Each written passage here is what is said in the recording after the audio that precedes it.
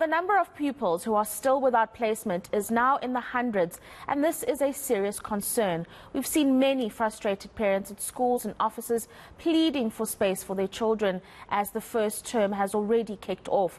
How will it be resolved? Will we see hundreds of children spend the year at home?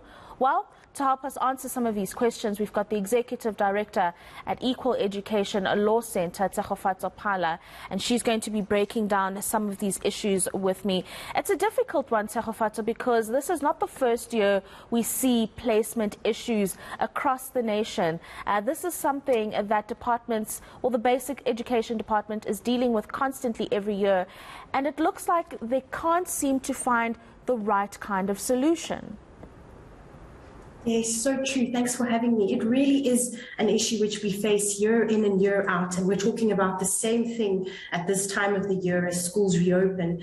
And I think what's concerning about the numbers is I actually don't think that they're sitting at the hundreds. I think they're sitting in the thousands, because while one can commend, for example, Gauteng, which is reported to us at the beginning of the week that they had 1,400 learners, and now that they have 700 learners, those numbers are actually not a true representation of the amount of learners in our country who are sitting outside of school, because those numbers are a representation of parents who applied through the various systems, who complied with everything and still don't have placement. But amongst those numbers are thousands. I know, for example, in Gauteng at the beginning of the week, it was 17,000 of learners who they could account for, whose parents had applied but hadn't followed the processes properly. So the numbers which were given and the numbers which are being called unplaced learners are actually not a true reflection of the amount of hundreds of thousands of learners in South Africa who, in an inland provinces, who didn't have a school placed on Wednesday. And we're concerned that when our coastal provinces open next week, Wednesday, that will be the same sort of picture. And so at the beginning of the year, we sit with hundreds of thousands of learners who are unplaced. And our organizations like ourselves at the Equal Education Law Centre, they are part of this race to try and assist learners and parents in trying to get placement for learners. So it really is a cyclical issue, and it's a concerning one. Yes, we've been speaking to the Department of Basic Education for a number of days now, and one of the biggest issues that they cite in terms of not being able to place all these children is a problem of capacity. Alexandra Township, for example, apparently all the schools there are filled, and so parents are being redirected to schools that are 30, 40, 50 kilometers away, and that is a problem that needs to be dealt with. It can't be solved with a number of mobile classrooms, which are a temporary solution to a long-term problem. It really is. I mean, overcrowding remains one of our biggest issues around placement.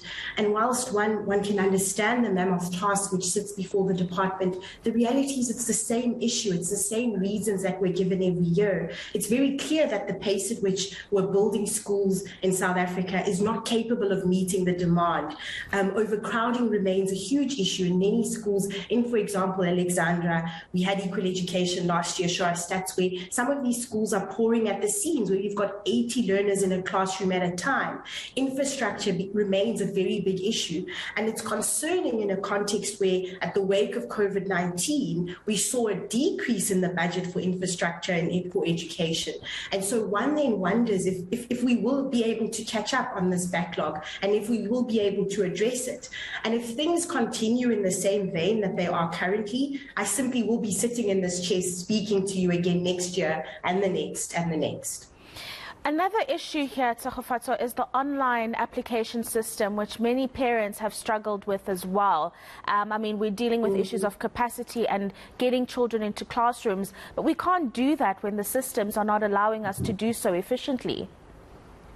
Exactly, and when the systems aren't alive to the different realities in South Africa, many parents, we know the digital divide in South Africa. Not all parents are literate, not all parents are able to access the internet.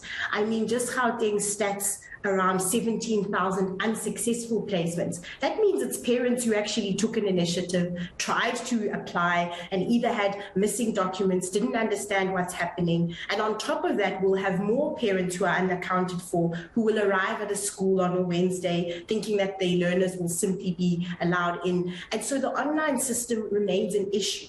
yes, it's created access for some, but it's pushed out others. And we need to think around ways in which we capacitate and support parents to be able to access the online system, to be able to use it, and also other means for parents to apply, because we honestly can't just have online applications. No, absolutely. Absolutely, Thakgafatso, and I'm interested on that note. Have you engaged the Department of Basic Education about scrapping it all together and finding a system that will work for everybody and allow access for everybody?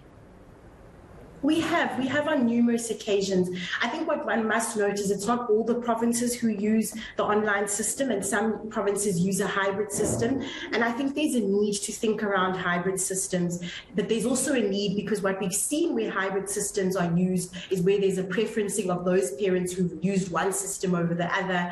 And so really there's a need to think of proper systems that let everybody in, but then also to think about how do you educate people on those systems? How do you ensure that there's uniformity and just that the administrative system works well? So I don't think it's a call for a scrapping necessarily, but a call for inclusivity and access for everybody. Right. I know this is a very difficult question for you because we have been dealing with this for a number of years now.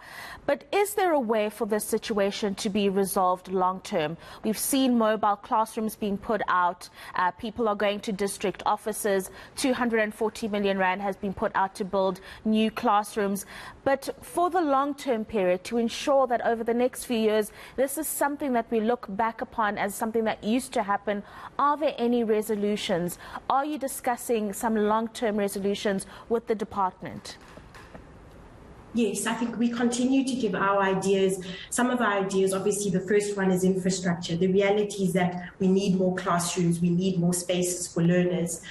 One of the issues that they also cite often is migration, so learners moving from one province to another. That will also be addressed by more classrooms. I think there's a need for more planning. There's a need to accept that the reasons which are given every year are the reasons and that they will come every year, and for there to be better planning around that, better building. There's also a need for better administration systems, because, for example, in a lot of schools, we're getting reports in our daily walk-in clinic from parents who are being asked by schools to pay a fee in order to get their place at school. And that's illegal, and schools shouldn't be doing that. So there's a need for education around that, a need to end discriminatory practices where some schools are saying to parents, if your child doesn't have certain documents, they can't come in. That's also illegal and not supposed to be happening.